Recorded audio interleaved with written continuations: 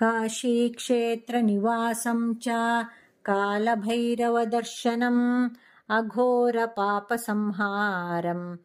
एकबिल्वं शिवार्पणम् अष्टोत्तरशतश्लोकैः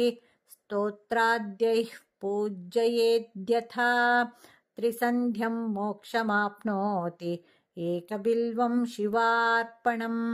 दन्तिकोटिसहस्राणाम् भूहिरण्यसहस्रकम् सर्वक्रतुमयम् पुण्यम्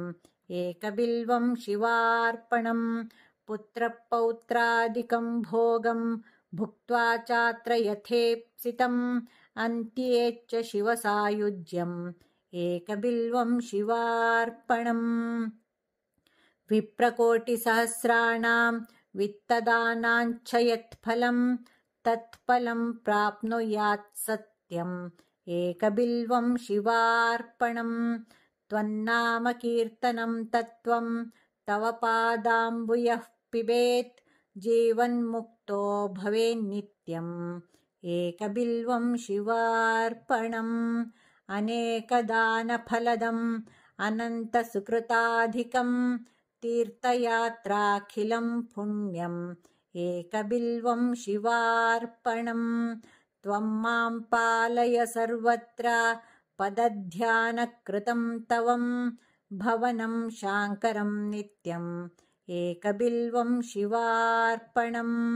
उमया सहितं देवं सवाहनगणं शिवं भस्मानुलिप्तसर्वाङ्गम् एकबिल्वं शिवार्पणम् सालग्रामसहस्राणि विप्राणां शतकोटिकम् यज्ञकोटिसहस्राणि एकबिल्वं शिवार्पणम्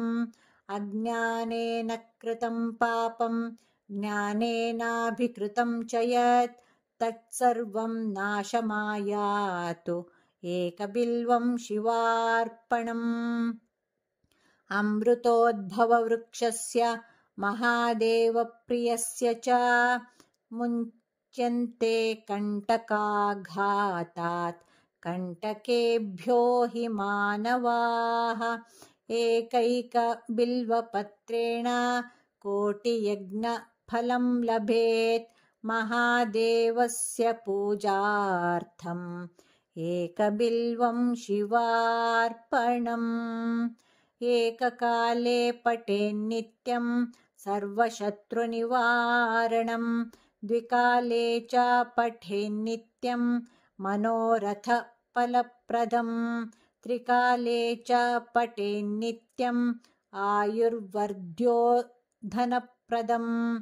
अचिरात् कार्यसिद्धिं च लभते नात्र संशयः एककालं द्विकालं वा त्रिकालं यः पठेन्नरः लक्ष्मीप्राप्तिशिवावासः शिवेन सह मोदते कोटिजन्मकृतं पापम् अर्चनेन विनश्यति सप्तजन्मकृतं पापम् श्रवणेन विनश्यति जन्मान्तरकृतं पापं पठनेन विनश्यति दिवारात्रकृतं पापं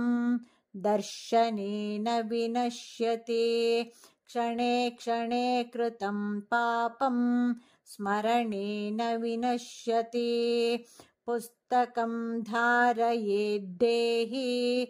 आरोग्यं भयनाशनम् इति श्री बिल्वाष्टोत्तरशतनामावलिः सम्पूर्णम्।